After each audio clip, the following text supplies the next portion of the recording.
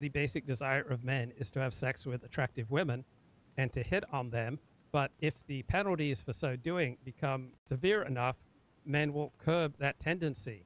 And so, since the Me Too movement, I expect many men have repressed this basic instinct to a greater degree than they did prior to the movement.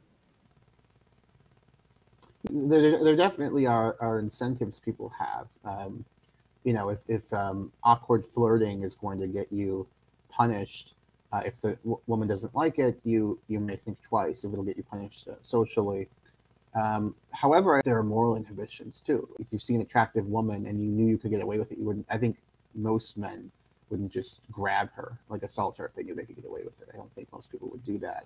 I don't think it's just that you'd be socially condemned. I always am trying to drive in the direction that there is some morality on these issues. There is a moral sense human beings have. It isn't just self-interest and calculation. I'm not. It's like the abolition of slavery in the West. So it's interesting because there's a strong moralistic element, but nevertheless, abolition as such, not, of course, my group shouldn't be enslaved, that group I like shouldn't be enslaved. This was all over the place in history.